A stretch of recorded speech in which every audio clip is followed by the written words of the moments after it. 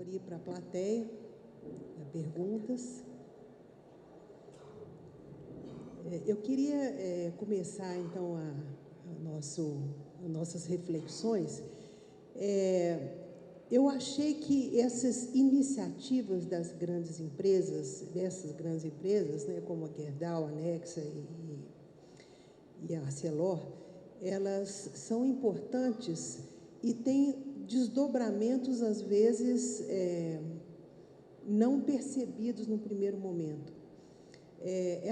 Esse arejamento que a empresa precisa de fazer para mudar totalmente o seu modus operandi e conseguir se relacionar com esse mundo de startups que é essencialmente de jovens, né? Então, esses jovens que têm uma outra proposta de qualidade de vida, né, de relacionamento no seu ambiente de trabalho, eles, às vezes, estão afastados do mundo da mineração e da metalurgia, porque é um mundo, até recentemente, um mundo muito hierarquizado, muito fechado, né? E isso afasta o jovem. Então, eu queria ouvir de vocês esse desdobramento, essa nova maneira da empresa, que até recentemente era muito hierarquizada, muito centralizadora, muito controladora, tendo que modificar os seus processos internos, até para atrair talentos, que não seja para o seu quadro, num primeiro momento, mas que é uma maneira de atrair talentos para as suas soluções. Então, eu queria pedir a vocês para falar um pouquinho sobre esse aspecto desses processos que vocês lideram nas suas empresas. Esse é um grande desafio, né? Mas eu vejo assim, tem algumas percepções que são gerais, mas que não necessariamente são verdadeiras, né? Por exemplo, as pessoas tendem a associar startups com meninos, né? Quando a gente fala startup, a primeira coisa que a gente vê são meninos ali de bermuda, programando, mas existem vários estudos que mostram que as startups, principalmente aquelas bem-sucedidas, a média de idade é um pouco mais acima, então não é tão baixa. As startups bem-sucedidas, por exemplo, no Cubo, se eu não me engano, são 35 anos, no Vale do Silício, acho que também muito próximo a isso. Então, acho que esse é o primeiro mito que tem que ser revisto, né? Agora, por outro lado, eu vejo assim, sim, as empresas cada vez mais têm que se adaptar a esse novo ambiente, porque não adianta brigar contra isso. Isso é uma tendência que vem de uma geração nova e que vem já com esse mindset. Então, o que a gente precisa fazer é criar um ambiente propício a isso. Eu vejo que é difícil também, e não vejo que seria sadio, as empresas abrirem mão do dia para a noite de todos os seus controles, todos os seus compliances, porque isso sim coloca a empresa em risco e muito rapidamente ela pode sucumbir. Mas, por outro lado, a reflexão que eu acho que cabe, e a reflexão que nós fizemos muito no primeiro mês de funcionamento do Assolab, quando trouxemos à mesa do Assolab lá suprimentos, jurídico, compliance, tributário, acho que, não sei se teve mais alguém, trouxemos os responsáveis por essas áreas e falamos, olha, o cenário agora é esse, nossas regras atuais são essas, e nesse novo cenário a gente não consegue ser competitivo, não consegue ter velocidade necessária para poder fazer as coisas acontecerem. Onde podemos flexibilizar sem ferir premissas básicas que podem colocar a empresa em risco. Isso é possível de ser feito, a gente fez. Prova disso é que a gente consegue, por exemplo, contratar uma startup hoje com uma semana. Tem para fazer um teste, né? Então, agora, você tem que criar um ambiente favorável, e esse ambiente passa pela essa mudança de mindset. Tem que fazer um onboard dos executivos, tem que trazer todo mundo no mesmo nível, para não cair de paraquedas ali, né? Uma coisa, assina esse NDA aqui para mim, é uma coisa que não vai acontecer, né? Complicado. Bom, vou complementar aqui, eu acho que com 2 pontos assim, que eu acho principais nessa nossa mudança assim, que é necessária para a gente poder, né, fomentar esse tipo de trabalho, atrair essas pessoas, como você falou. Eu acho que a primeira palavra é humildade, né? Se a empresa não tem humildade de entender que ela precisa aprender com quem está fora e com a geração que está vindo, eu acho que ela não vai conseguir, né, atingir e ser um canal, e ser uma opção atrativa para essa nova geração e para esses novos modelos de negócio que estão aparecendo. Então, acho que a palavra humildade é muito importante, né? Acho ainda mais dentro de um setor que sempre teve uma mentalidade de ter ser um dono do conhecimento dentro da própria empresa, né? Então, uma mudança muito interessante que tem que ser feita.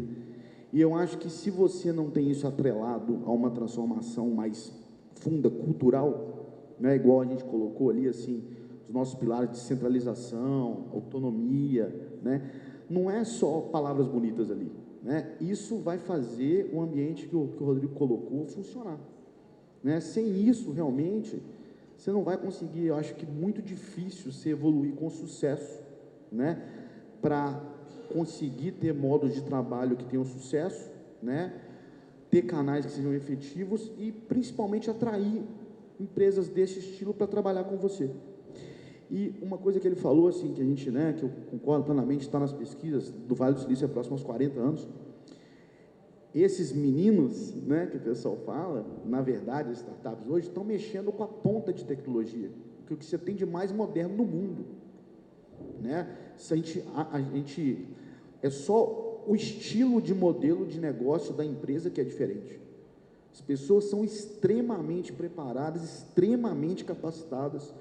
Muitas delas têm acesso a tecnologias que nem a gente tem dentro das empresas, né? Esse realmente é um ponto, assim, a gente não está trabalhando com pessoas que, puta, vou montar uma ideia. Não. Hoje, o nível, né, o grau dessas pessoas é muito alto, ela só escolhe por um modelo de negócio, que é o modelo de startup.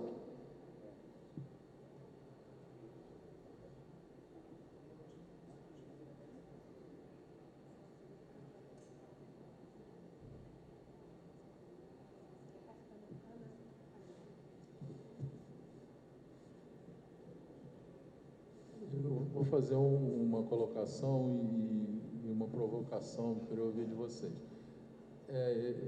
Na siderurgia, né, há 30 anos atrás, não sei lá, quem tinha tecnologia eram as siderúrgicas. Depois, os fabricantes de equipamento que passaram a dominar a tecnologia da siderurgia. Esse movimento, startups, inovação, transformação digital, pode levar ao domínio do conhecimento siderúrgico para as empresas de dados? Ou seja, pode ser uma terceira evolução, né? E é por isso que vocês estão buscando transformação digital, etc. Porque foi uma evolução que ocorreu quando eu estudava, a tecnologia estava na United States Steel, etc. Depois passou para SMS, sei lá, outras. Então, eu te pergunto, essa é uma evolução possível e qual o risco que se representa para as siderúrgicas do tamanho de vocês, que é a maior do mundo e a maior da América Latina? Bom, acho que você tocou num ponto importante, assim, né? A gente está falando aqui, claro, né, de ter abertura, né, enfim, desses novos modos operantes, mas no final do dia a gente precisa ter competitividade, né? E eu acho que dentro desse ponto, assim, hoje, né, para todas essas tecnologias, soluções que a gente fala, principalmente da indústria 4.0, tem uma base que tem que estar muito bem feita para você conseguir colocar e usufruir dessas tecnologias. E essa base é o que tu falou, é a parte de dados, né? Tu tem que ter uma organização de dados, né, uma questão de acesso a dados, hoje muito bem feita, uma arquitetura de referência, né? Então, assim, eu brinco muito dentro da Gerdau, assim, né? Transformação digital é um tripé. Ele precisa de negócio, precisa de TI, precisa de TA. Sem esse tripé não funciona, né? E a parte de dados está muito nesse tripé. E você tem que ter cuidado realmente com os seus dados, né? Eu acho que cada vez mais a gente também está vendo soluções, tá, que estão vindo também de proteção aos dados, né? Principalmente de coisas que a gente não tinha tanta preocupação e hoje tem. Porque as soluções que a gente está falando, a competitividade dela está muito na disponibilidade, agilidade dos seus dados.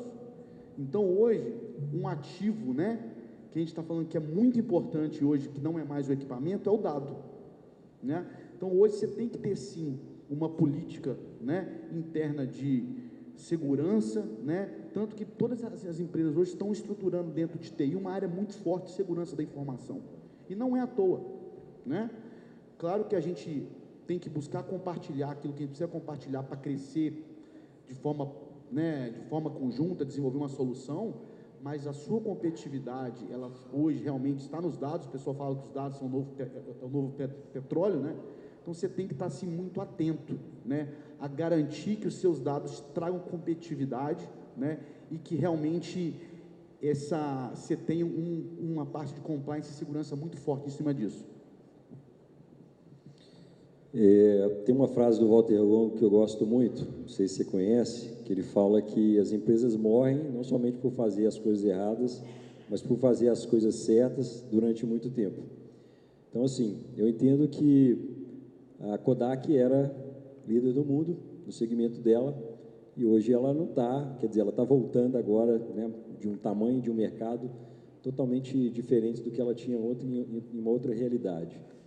Eu vejo que tem diversas formas de inovar, né? A sua pergunta é muito interessante, porque você está olhando do ponto de vista prático. É uma indústria de capital intensivo, você precisa de investimentos muito elevados. Quantos milhões você gasta para fazer uma planta hoje? É muita grana. E sabe que uma startup vai entrar nesse mercado nesse sentido? Eu vejo que não é bem por aí, tá? O que a gente vê? Novas tecnologias para o próprio processo de produção do aço. Vocês digitarem no Google aí, que vocês vão ver, por exemplo, uma que surgiu agora há pouquíssimo tempo, né, que substitui o coque, por exemplo.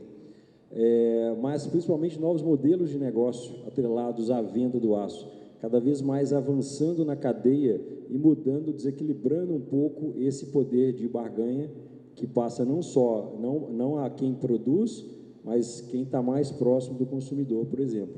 São formas muito mais fáceis de entrar. E eu vejo várias ameaças nesse sentido e várias coisas, inclusive, que a gente está, obviamente, trabalhando para que isso não nos pegue de surpresa, né? Então, assim, tem várias formas diferentes de inovar. E, obviamente, que quando você fala dessas formas que avançam mais, o dado passa a ser um ativo muito precioso. Porque quanto mais você conhece o seu cliente, quanto mais você conhece o perfil de consumo do seu cliente, mais poder nas mãos você tem de chegar com ele com uma oferta de valor que vai atendê-lo de uma forma mais rápida, mais eficiente e vai resolver talvez as dores que ele tem na jornada dele, que hoje pode não estar sendo sanadas, né? Foram colocações muito interessantes e algumas surpreendentes. Essa, por exemplo, me deixou meio impactada. Eu acho que nós vamos ter que terminar, porque daqui a pouco tem uma plenária que vai usar exatamente esse mesmo auditório. Eu quero agradecer muito a vocês, Rafael e Rodrigo, por terem aceito, e o Rodrigo Gomes também. Foi uma oportunidade muito grande, muito preciosa, da gente ter esse conhecimento e ter essa interlocução junto com empresas de referência nessa área de inovação. Bom, muito obrigada a vocês, obrigada às comissões por terem me destinado a essa confiança e convido vocês para o coffee break. Dentro de meia hora, então, teremos a plenária. Obrigada.